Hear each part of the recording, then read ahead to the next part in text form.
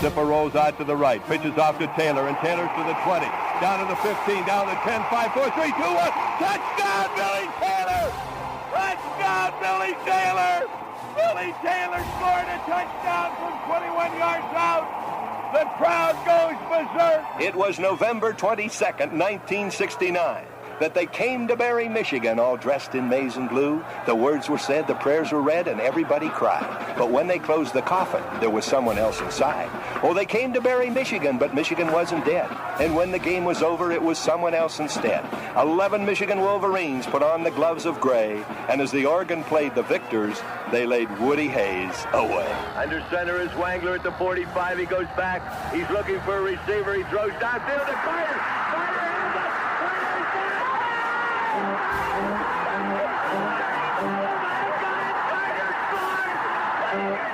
Who's got it better than us? Nobody!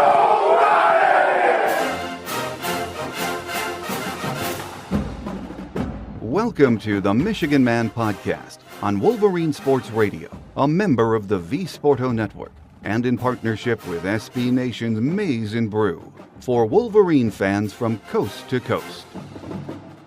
Go Blue, and welcome to the show. I'm your host, Mike Fitzpatrick. With us today to discuss the latest on Michigan football is the angel of the big house, Detroit News beat writer Angelique Chengelis. First, my very short view from Section 17 to get us started. We all know by now the game with Ohio State has been canceled. I'm disappointed, and I know you are too. At least some of you are disappointed. The bottom line is we just don't have enough players to safely field the team. And it is amazing how in just a matter of a couple of weeks, we went from a few positives to not being able to even practice. What a bizarre year this has been. Now we wait and see if we'll be able to play the crossover game next weekend. Sources in the athletic department say it is highly unlikely we will be able to do that. My guest today says this is a season we will never forget, even if we'd like to. What happens next? No one knows.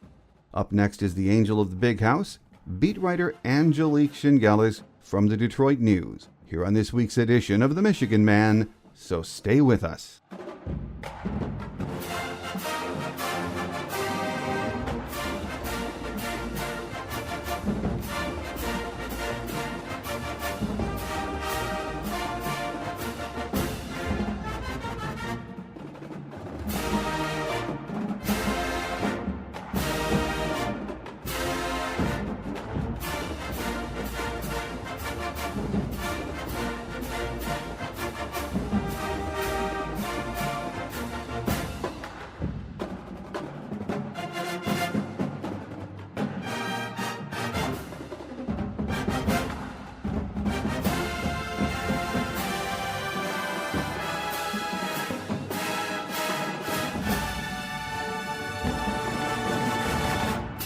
Here with us on the show today is beat writer Angelique Chengelis from the Detroit News, and normally we would be previewing the game in better times, but it is what it is right now. Welcome to the show, Angelique. It really doesn't seem right, doesn't feel right, Mike. I mean, this feels right. This is the only normal thing of 2020 is talking to you the week of the Michigan-Ohio State game. That's not going to happen. So, I don't know. This has all been very hard to understand, but, you know, certainly I think people understand the safety reasons and that they are legitimate, but still, it doesn't make it easier that there's not going to be a Michigan-Ohio State game. No. I mean, it's hard to even say it, isn't it? It's just so 2020. I think we're all just sort of in a malaise right now, waiting for it to end, so nothing really surprises us at this point. Even yesterday, when Ward Manuel and Michigan announced that the game was canceled,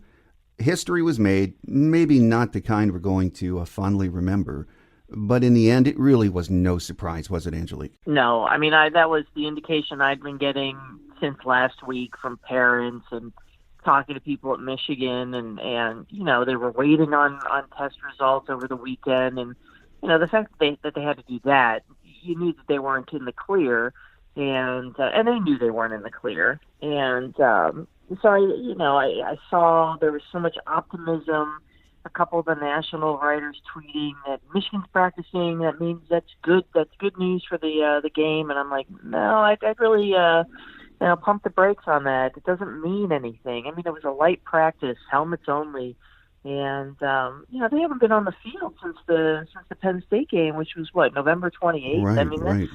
That's a long time, and it was never adding up to me that it was going to happen. It was nice that Michigan got out on the field and gave people some sense of hope, people who wanted to see this game, and but that they're very badly injured. They're decimated by injuries, and then on top of that, they've got this COVID issue, which is obviously the most important thing right now. So no, I was never really legitimately thinking this was going to happen. No, I think you're right. And Monday, a lot of people got excited. I started getting a lot of email when it was announced that Michigan was having practice. So a lot of folks had a glimmer of hope. Maybe the game would be played. But from what Ward Manuel said on Tuesday at his presser, the situation as far as positive testing of athletes kept getting worse from the weekend on. Yeah, it did. And, it's not surprising. I mean, like a week ago, Monday, I had been told that there were 5 positives. They're waiting on. One came back, a true positive, but that person had been around a lot of people. And so the contact tracing is really a major factor here too. It's it's hard to control.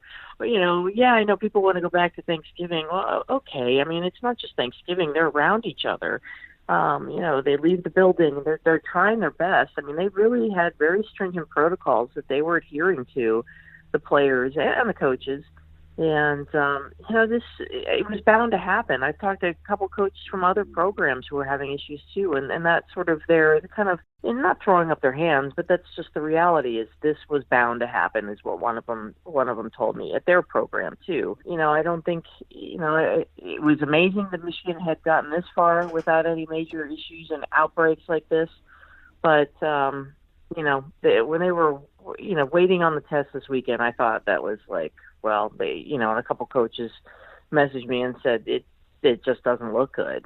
So I never really got a sense of optimism. Well, one thing that I have not figured out through all of this process are the percentages, or how many players testing positive determine when a team can't play. I think it's something around 5%, but I'm not sure. There's so much information out there, and I know every conference is doing it differently. But can you explain how that process works and what numbers trigger the decision to cancel? Well, it's a math problem, and I'm so bad at math. But, yeah, I mean, they have to get to the red, and it's 7.5% of the population puts you in the red. They were not quite in the red, according to their chief medical officer, Daryl Conway.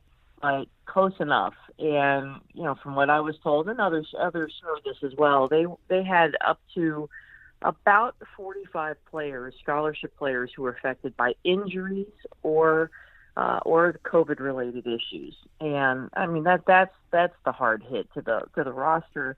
And, I mean, Ohio State, when they played at Michigan State last week, they released their dress list, and I think it was about 27 players who were missing. Yeah. And not all COVID-related, injury-related, too.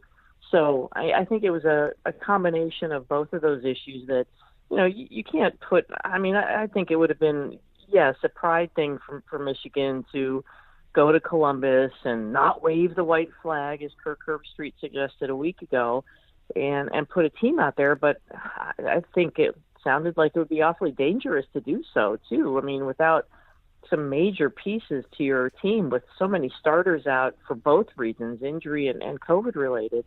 But, yeah, I think this whole process is complicated to understand, and the threshold. And I was going through the Big Ten, the percentages and how you figure this out and that out. And I'm like, what exactly is the population? And I think it's 133 people, on the team, and that's how they figure it out. And I start breaking out in sweat when I have to deal with the math problem. I'm like, oh my God, I don't know what this means. The only thing I can figure out without any hitch is, a percentage off on a sale. If I want to buy something, I can figure that out, Mike. But this has been very challenging, and I think that there's wiggle room. I mean, Wisconsin was under the threshold. Ohio State was under the threshold when they called off the Illinois game. So I think you're using an abundance of caution and you have that. You have that in your cards as Michigan, as Ohio State, as any of these teams, just to evaluate what's going on, see the percentages, and figure out if this is a safe environment, and that includes injuries. So it doesn't really answer because I can't do the math breakdown, but they were under the red, just like Wisconsin was, just like Ohio State was, and I'm sure other teams have been. Well, you mentioned last week what Kirk Herbstreit said about Michigan waving the white flag. As we know, quickly backtracked on that, but, the damage was done. I checked out, as I mentioned before we started taping, I was looking at some of the Ohio State message boards over the last couple of days, especially yesterday, and it seems there are plenty of Buckeye fans who are still repeating what Kirk said and actually believe that during a pandemic, Michigan might wave the white flag, which is just unbelievable, isn't it? Oh, I thought that was so careless and so irresponsible. And I like Kirk Herbstreit. I think he's very good. I think he's very sincere. All the times I've asked him and other reporters have asked him questions about Michigan, I think he, and I think this is true of real Buckeyes, and I'm talking mostly players. They want Michigan to be good. They want that game to be everything it is for us. That we look forward to each week. Mm-hmm. Each season, which is why we talk every year, Mike. Everybody wants to see that game to be the game. So I believe he's sincere, but that was so irresponsible. And yes, he came back and apologized, but I went back, it wasn't just the Les Miles thing. I went back, it was 2006, and I had been called by someone in Columbus saying, you need to listen. It was when Herbstreit was still on the radio. Mm-hmm. In Columbus, and you need to listen to this. And I did, and I typed up everything, and I found a portion of that, and it was, he's calling Steve Breaston worthless. I don't know how they're using him, but he's been worthless. And, that really got under the skin of Lloyd Carr and the players that year. And Kirk called me that time saying, you got to help me out because Lloyd and Bo at the time would not return his calls, and I think he was going to work that game that weekend. And I'm like, I can't smooth this over for you. This is what you said. You got to be more responsible. So, again, it's just this, you got to be careful. Like when you're in that position and you have that forum to say things like that, because you do incite this crowd. And he is an former Ohio State player. So he is going to incite his people, his alumni base. And it certainly worked. And it's definitely a narrative that keeps popping up on Twitter. And I'm like, okay, believe what you want. But, no one said you waved the white flag when you didn't play Illinois. So why is this different? I get it. It's different. It's Michigan, Ohio State, but it's not different. The reasons are the same. Well, I guess the question right now is what happens to Ohio State's playoff chances or even being in the Big Ten championship game? Something tells me in the coming days the powers that be in the Big Ten are going to make some changes. There is no way they want Ohio State to miss their opportunity in the playoffs, is there, for the conference? No, and it is for the conference, and it is for the money for the conference. Ohio State's clearly the best team. Ohio State's ranked number 4 in the college football playoff rankings. It's the only team that, Indiana's great with their 12. This is not going to happen for Indiana. Ohio State is the only hope for the Big Ten. And this is a lot about money. Of course you want a representative in that Final Four, and it does mean a lot of money for the conference. And what is most needed right now in this conference but money? All these athletic departments are hemorrhaging, starting with Michigan, with Ward Manuel estimating about $80 million in losses because of this pandemic. And I think there's going to be every attempt to get Ohio State in there, and I think it's reasonable.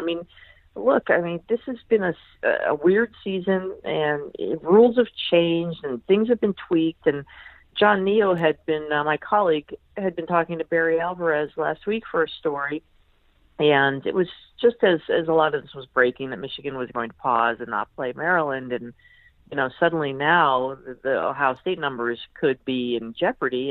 And he asked Alvarez about it because he had that opportunity, and Alvarez did say exactly this, that, this is the best hope, and, this will be an AD decision, and I believe that they are meeting on Wednesday of this week, Mike, and I think this is something that it's probably the most prominent decision that they have to debate. And I don't think there's a lot of debate based on what Ward Manuel was saying at his Tuesday press conference. I mean, he was banging the drum for Ohio State, and I don't think that was because they feel guilty for not playing this game, but because I think that they all know this is the only legitimate shot they have at getting a team in the CFP. No, absolutely. I think everyone understands that. So, again, we're taping on Wednesday morning, so we should probably have something on that later today, at the latest tomorrow, but I expect it will be worked out. Now, getting back to Michigan, Angelique, Jim yesterday said his players wanted to play the game, and they hope to be ready for the crossover game on December 19th. Is that a pipe dream, or do you think it's even possible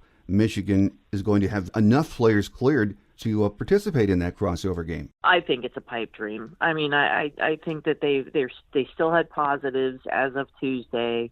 They still have injuries, which again is not the reason you don't play a game. You obviously the next man up thing. I get it, but I do think it's a pipe dream. Again, going back to the fact that they haven't played since November 28th, it doesn't look like there's going to be an opportunity for them. They have to. If they shut it down, they're going to be shut down until.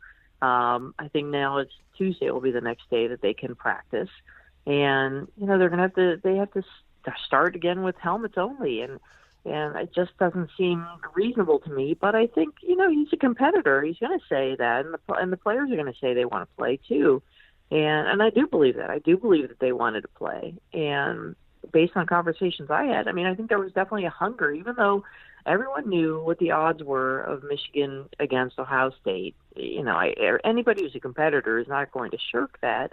And I think that they do have a hope of playing on the December 19th game, December 18th or 19th, whatever it'll be, and whoever they'd be playing. But I don't know. I mean, it just doesn't seem reasonable to me. And in part because of some of the injuries at key positions. I mean, if they can get groups of players back, they were going to be really hit hard at linebacker too. I mean, this is you and I could probably find some eligibility to play for it, Mike. I mean, they might even let us. Officially, though, the season is not over yet for Michigan, but I think most fans already, consider it a disaster. I think when you and I talked a month ago or a month and a half ago, we didn't see this coming. I mean, I'll admit it.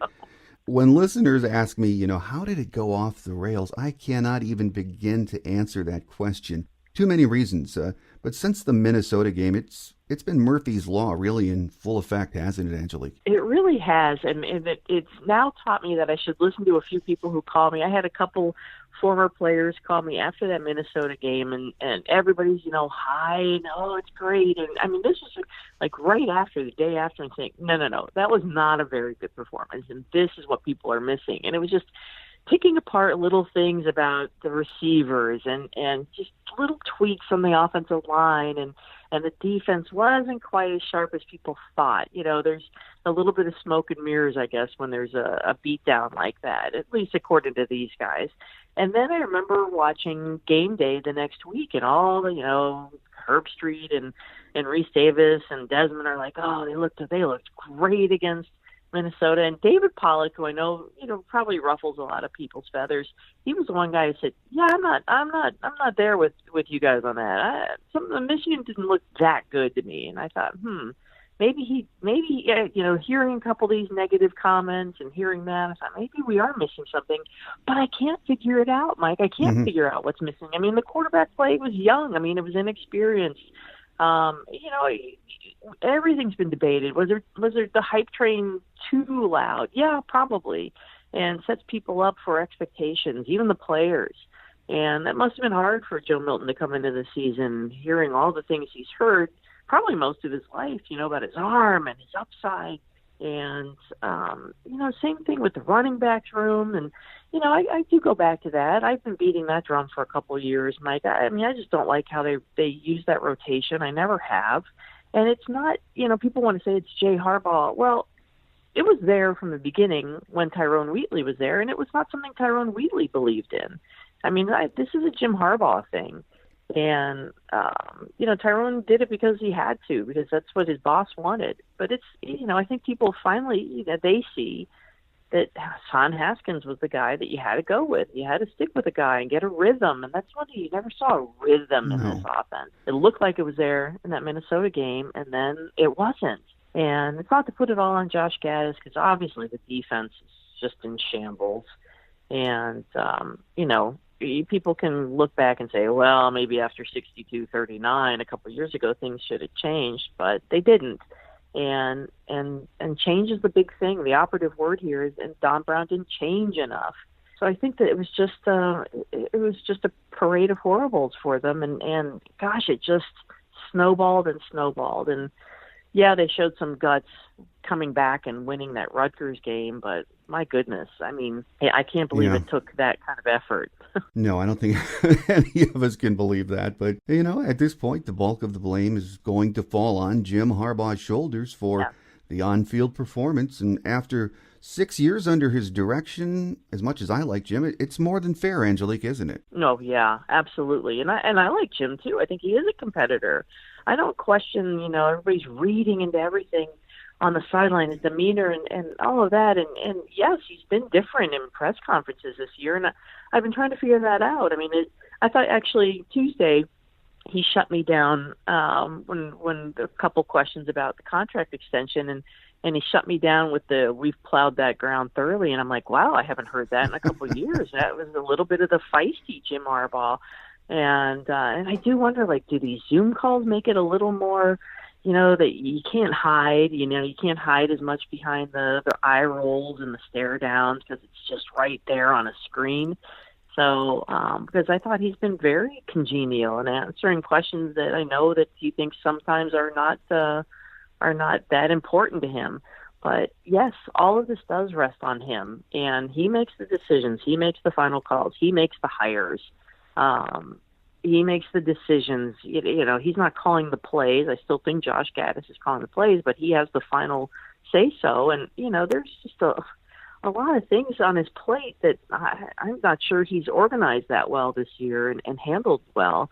And he must know that. He has to know that if he's, really into what he says at the end of every year. We self-scout. We look. He's got to be honest with himself.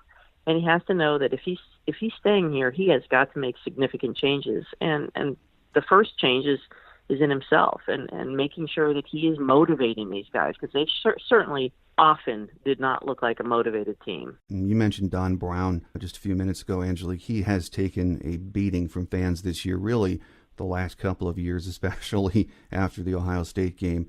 Do you sort of think it might be the end of the road for him at Michigan? I do, and again, like we said, we like Harbaugh. I like Don Brown. I think everybody likes Don Brown. But I think that he has shown signs of being stubborn, and even in press conferences when you mention that somebody's challenged him on this or that, he gets a little defensive, which is not unusual, but I think that it's something that they have to take a hard look at. Has this defense, is it too predictable? I get the sense that offenses go into this game and know what they're going to get from Michigan, and he needs to have a higher quality athlete. And I'm not saying they don't have that; they just didn't have the experience. I mean, these quarterbacks are getting killed early in the season, and how did they not see that coming?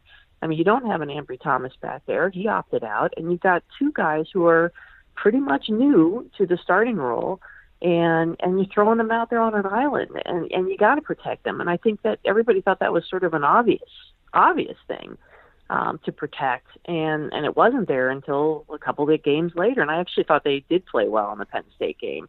I thought, that's probably a credit to Mike Zordich, too, who I think is maybe the best coach on the defensive staff, at least from what I've seen over the years. And all criticism, I think, that's been flung, and I've seen some of it too on Twitter and people on radio listening to them.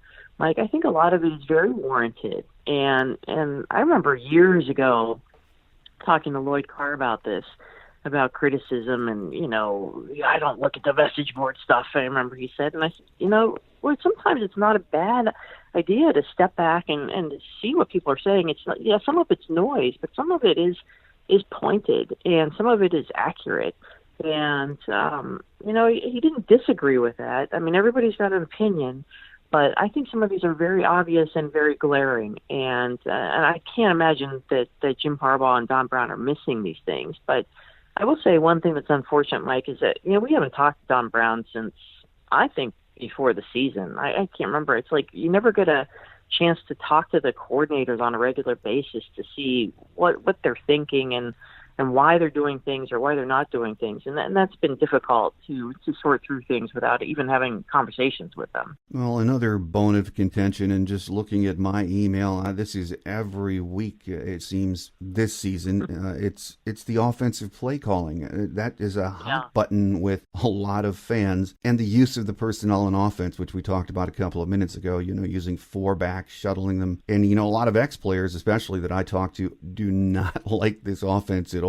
Would you be surprised if there was a change made at the offensive coordinator position? I wouldn't be surprised. I mean, there is part of me that thinks, okay, Jim Harbaugh, you hired a guy that you spoke to on the phone for a few minutes, a guy who's never called a play. I mean, everyone knew that he hadn't done that. And, he's a confident guy, Josh Gaddis we're talking about. And, he was at Alabama. He was learning under Mike Loxley, now at Maryland, who was looking like he's got a good team going there. I mean, they're making improvements. They have some nice pieces there, but he is a proven play caller. So part of me is like, you made this decision. Part of me is like, don't throw the guy completely under the bus. If you're going to invest in him, then you've got to really work with him. And so I could see them. I could see it both ways, Mike, just for that reason. And I think there were pieces of this offense. When it shines, it's really good, but it is precision-oriented. And, they've got a young offensive line. They lost a couple of tackles this season. They lost a starting center. They don't have great supporting pieces. They lost a Nico Collins. I thought that there were receivers that I would have targeted more. But it's how physical is this offense? Are they getting off the ball? I mean, it's so many things that factor into this. But that Minnesota game, I thought he did call a good game, and then when Cade McNamara came in at the Rutgers game, I thought, okay, is he calling a different game or is it being executed differently? Because I thought again they were making good decisions and it was working. And I thought, well, okay, Gaddis looks like he knows what he's doing here, and maybe it is the pieces. Maybe it's using the personnel better, and maybe Joe Milton was struggling, and you had to make this move sooner and get a guy in there who gave him a spark, because he sure looked like he gave him a spark with that same play calling. So I don't know. The jury's out for me on Josh. I mean, I think he has dealt with a lot of injuries on the offensive side. That doesn't absolve him for calling a couple of these wildcat plays that just still make no sense to me, and a couple of the decisions with on 4th down with Joe Milton, and but I guess that's part of the learning process. In retrospect, was it worth learning with a guy who's never called plays before? I don't know. At this stage in Jim Harbaugh's career, when he hired Josh Gaddis, I'm not sure that was the right move. I'm just not sure about Josh Gaddis either. I don't know. When you look at this year, that seems to be a timing offense. You've got a lot of motion, a lot of things going on. And when you have young players and then a lot of injuries, especially up front in the trenches, you would think you would simplify, but at any rate, I think he might just need a little more time to get some symmetry with the kids on that offense. And simplify is a great word. I mean, it's the word. It was sort of the word that Ed Warner came in when he took over the offensive line, and the offensive linemen kept talking about he simplified everything. And sometimes I have joked in the past with some of the coaches. I said the problem with your brand of football is you've overcomplicated it. It's not a difficult game, and I think that sometimes they just throw too much at these guys, and they are young. You're right on offense, and I think on paper some of these calls look really good, but are these guys really executing them well? And I know we talk all about the disconnect between practice and games, and gosh, no one can figure out why they're not translating from practice to games. And, well, I don't know, because games are different. It's a different speed. Everything's different.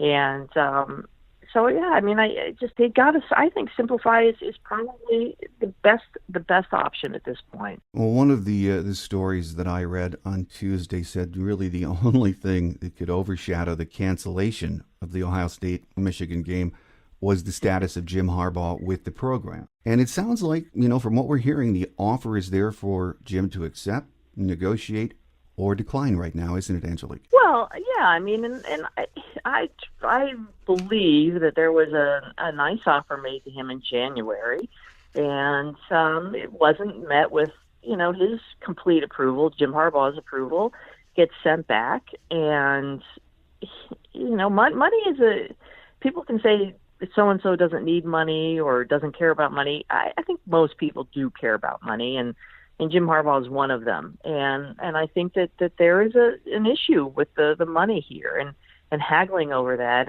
And this seemed to me to be the only logical solution for Ward Manuel and Jim Harbaugh. After not accepting that initial contract offer, the pandemic hits. Now you've got $80 million deficit. Now you've got laying off people. I mean, the optics were never going to work out now for Jim Harbaugh for what he wanted financially from Michigan. And I'd been writing for weeks in my dumb little mailbag when people would ask me, I'm like, well, look, the only thing I can think would work is a contract that's incentive laden, that's lower. I mean, you can't, the optics of giving a guy who's 2-4 this year, and yes, you can, if you want, you can say this year doesn't matter. But let's take this year out of it. He still hasn't beaten Ohio State. He hasn't, we all know his record against top 10 teams, all the things. It's not like he's lived up to the promise and the $8 million that everybody was gladly throwing his way when he first took this job. So this scenario is the only one I could think of. And, it's logical to me, and I'm not sure that Jim Harbaugh, what more he can get, out of Michigan financially. And I'm not sure I buy that 5 NFL teams are clamoring for him or sniffing around. I thought the Pro Football Talk story, based on what I'd heard Saturday night about this whole thing, it just felt to me like that was something leaked as a leverage tool for Jim Harbaugh. That, I thought it was interesting how it was worded too, Mike, that he's eyeing a return to the NFL. Usually and Matt Florio is one of the guys who writes these every year, that NFL teams are interested in Jim Harbaugh. This time it was the reverse. And I thought that was interesting wording, and maybe it wasn't intentional, but I don't think that there are a ton of NFL teams that are dying to get Jim Harbaugh. Everybody knows the MO that 4 years. Every time he's somewhere 4 years, he starts wearing people out, and he's been at Michigan for 6 years, and I think you could say that he's worn some people out, and some people would say he's overstayed his welcome, but I'm not sure. Does he still have that fire I don't know if he has a fire to go back to an NFL team. I'm sure he wants to look at his options at this point, and the ball is in his court. And he should do his due diligence. I'm saying all the things that people say when jobs are, when the job issues are going on. So he has to do all those things. My gut feeling has been that he comes back, but I don't know. I mean, money talks, and I think that he's like anybody else. He wants to see what's out there in terms of financial opportunities for him besides competitive. Absolutely. I mean, I can see after these last 6 years maybe why he would want to go back to the NFL. But part of me says, from what we've learned about Jim through his entire Michigan career and then coaching at other places, is that he is a competitor, and he just does not seem to me like the kind of guy that's going to walk away from a job unfinished, especially at his alma mater. Now, I could be wrong, but I think he's going to come back next year. I mean, unless I'm way off and he's just fed up, I think he wants to finish this. That's been my opinion too, Mike. I have really been in that camp with you. It was about a month ago when we had a Monday press conference, and I brought up the NFL rumors, and they had only just sort of surfaced. It was really my way of transitioning to asking him about what he wants to do at Michigan. Does he want to be there? And I know a lot of people, we had about 3 or 4 questions, and I kept trying to press him on it, and he kept saying, he's an examples guy, and you should know me by now. And he wasn't talking about me personally, and it was people should know him by now. And I took that conversation to mean what you're saying, that he wants to be here. He wants to coach this team. I think Ward Manuel still wants him. We didn't hear Ward say during the press conference Tuesday, as we've heard him a few years ago, saying, I want him to retire here. He didn't say that. Does that mean because that was absent from his conversation that he doesn't still feel that way? I don't know. But that was something that Ward Manuel would say often. I want this guy to be here. I want him to take this. I want him to be here as long as possible till he decides to hang it up in coaching. And a conversation I had with Ward before the last season, before 2019, we talked a lot about this, and he's like, I know what the record is against Ohio State. I understand that, and everybody wants to win, but it's important to me to see what kind of young men he's producing. These are not guys, all these guys are not going to the NFL, all the things we've talked about in the past that he appreciates about Jim Harbaugh.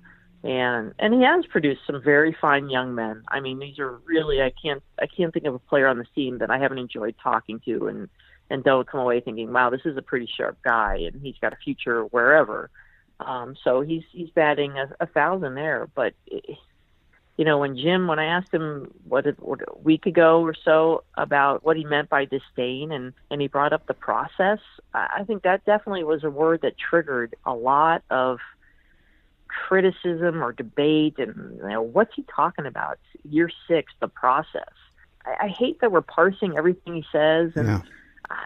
I'm with you though. I think he comes back, and who's to say he doesn't coach his final year? Maybe they don't reach a resolution and he coaches his final year. It wouldn't be ideal, certainly, but that's an option as well.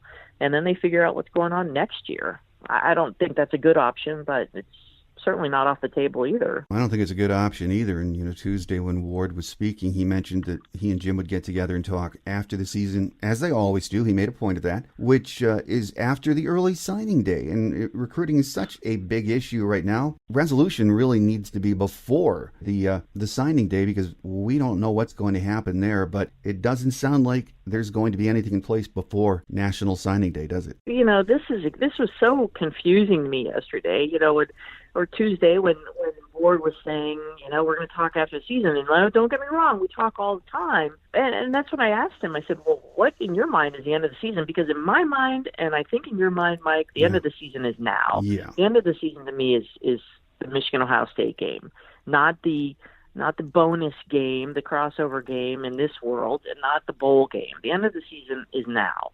And it's the end of the season now because signing day is next Wednesday. And these are very important factors. And I had been told that, count on some kind of resolution 24 to 48 hours after the end of the season. And I was told this a few days ago. I mean, so I'm still thinking that's the calendar. And I know what he said. Is he giving Jim room to explore some of these opportunities? Maybe. I do think that has he made his last best offer, perhaps, and this is giving Jim room to look around at these alleged 5 teams and see what's there. Maybe, but yeah, I think that they've talked, and I think it was also legitimate that it was put on the back burner because there were bigger fish to fry, to use Jim's words. There was so much, these athletic directors were on the phone every day trying to figure out what they were going to do with the season and how to recoup money. And I do think that the Jim Harbaugh contract was not a top priority. And I think probably because the assumption that they kind of had an agreement, maybe a wink, wink. Yep, you're going to be here. Yep, I know. And but now, I don't know. But it does. The timing's terrible. Mm-hmm. And that's what I said to Ward after I asked him, well, what do you mean by end of the season? And then I said, well, signing day is next week, and that was the games after that. And he's like, yeah, well, there's nothing unique. And because I brought up negative recruiting, and he said, well, one thing that's not unique is negative recruiting. It always exists. Yeah. And I thought, well, okay, you can write it off that way. And then Jim was clearly at this point agitated, and that's when I got to plow this thoroughly. And I mean, I had a individual who was on the Zoom call who's not usually on there called me afterwards and said, "Boy, they bristle when you ask questions." And I said, "Well, I don't know. That was normal for me with Jim." Yeah. I don't know. I mean, they're bristling because they don't want to be asked about it. This is their private stuff, but it's a public university. Some of this stuff has to be out there at some point. I mean, this is a big decision. Well, one more question, Angelique, before we let you get away. And part of me doesn't know how much stock to put into what we've seen from this Michigan team on the field this year. And that's, I think, for a lot of reasons we all share. Youth, you had injuries, you had COVID. I mean, it's been a nightmare. And I ask myself, has this been an aberration, or has the program regressed and it's trapped right now in some, I hate to say mediocrity, but, close? How would you answer those questions? Well, I agree with you. I mean, I remember, was it the 4 straight 4-loss seasons in the 90s, and the block M, the M was for mediocre. Sort of feels like that again. And, I go back and I think, gosh, Michigan has not been elite in a long time. No. And I think that people need to stop looking at that as a measuring stick that, well, we were top 5 and now we got to get back. No, it's been a long time. It's really been a long time that the program has had that kind of consistency. And I think that if Jim Harbaugh stays, he has to recognize that this is just not a good product. And for whatever reasons, I mean, they did have losses. They had key opt-outs. They've had a significant number of injuries. And, the quarterback situation would have been, it would have been really interesting to see if they played the Michigan-Ohio State game, what would have happened. So there are all those factors. But even when they were fully healthy at the start of the season after the Minnesota game, I mean, they've got to figure out what happened in that Michigan State game. To me, that will always stick out to me as the game that really puzzled me. That they were the better team talent-wise, but Michigan State came out again looking like the hungry team, the motivated team. And where is that? And I think, we can talk about injuries and whatever, but where is the mental, the toughness of this team? And when you start questioning the toughness of a team, I think that's, you're really striking a blow. And but it hasn't been there, and it showed up in that triple overtime win at Rutgers. And but again, at Penn State, where was it? I don't know, Mike. I mean, I think this is a big issue, and they've tried different things. They're working with a Navy SEAL captain who helps teams and is leadership oriented, and I think that they really need to look at leadership on this team. I don't think it existed, and initially I thought, okay, 7 captains, let's see where it goes. In the end, I think when you have 7 captains, it probably means you don't have one, and you need to get those things figured out. And this entitlement thing, I think that there is something to that, and these guys have to be hungry. I mean, Ohio State put out their Michigan Ohio State hype video this week, and I watched it, and I was like, wow. I mean, Michigan would look silly probably putting out a hype video at 2-4, but you watch that thing, and it's just this bloodthirst. As one former player told me, that's what he took from this video, is that they are so focused on beating Michigan, and it drives them, and you kind of want to see that. So I think, we are talking about youth and injuries, Mike, but I do think that there is a bigger issue here in terms of want to and toughness and attitude and leadership, and that does start from the top. So I think Jim Harbaugh, if he's here, he has to really take a hard look at that and becoming the guy who everybody saw those first couple of years, and maybe he needs to punch a chalkboard or something, but this team needs to be better motivated. Oh, absolutely. I think we all agree on that. For one, I'm going to be glad when the calendar rolls over to 2021 because at least there's a sliver of hope next year. We have a vaccine that's going to be available. How that rolls out is a big question.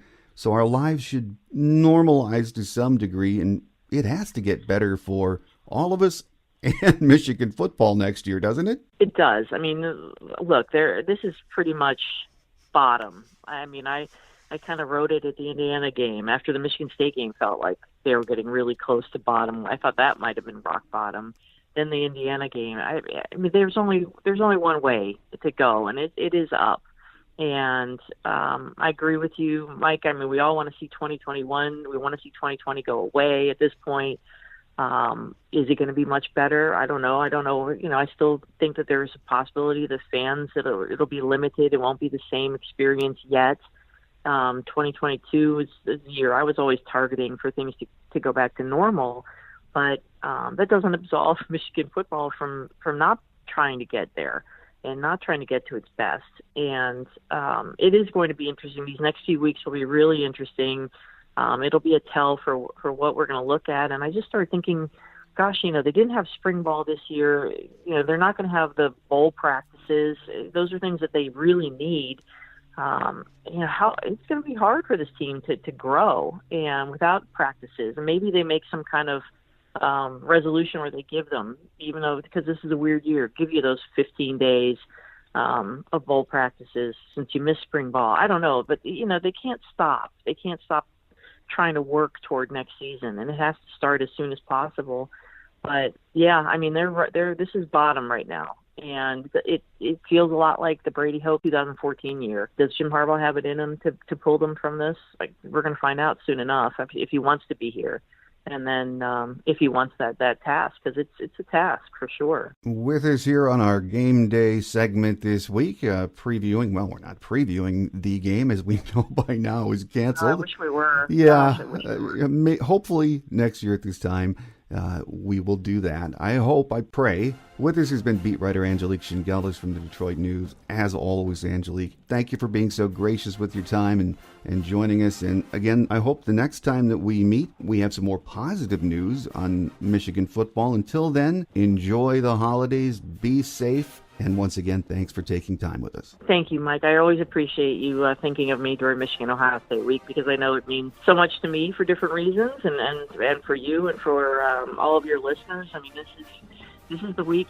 I hate to say it, career-wise, I just I live for this week, and it's par for the course this year. Everything's been weird, so hopefully next year you'll have me back, and we'll be talking about the game. And I hope we talk before then, but I hope we can keep this tradition going, because I appreciate it. We look forward to that, Angelique.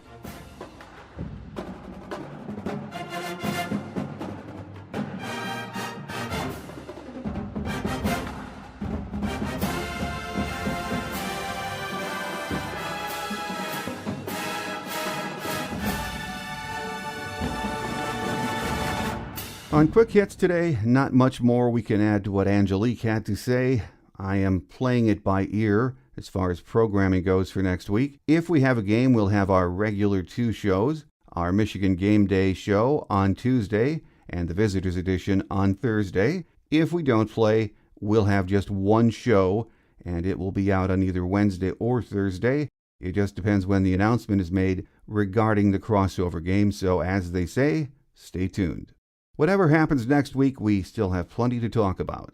There will be the contract issues with Jim Harbaugh and even recruiting news, because it's National Signing Day next week.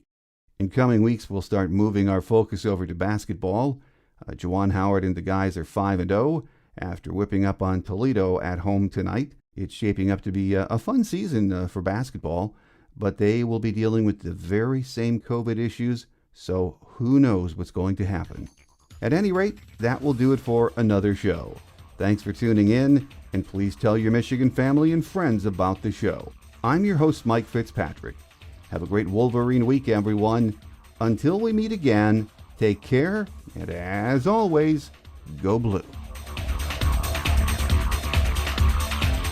Thanks for joining us today on The Michigan Man, here on Wolverine Sports Radio, a member of the V Sporto Network, and in partnership with SB Nation's Maize and Brew. Our listener lines are open 24/7 for your calls at 313-263-4842. That's 313-263-4842. Or email us at themichiganmanpodcast@yahoo.com. That's themichiganmanpodcast@yahoo.com. The Michigan Man podcast is produced at the studios of Robin Lynn Productions, Allen Park, Michigan, and is not affiliated with the University of Michigan. Go Blue!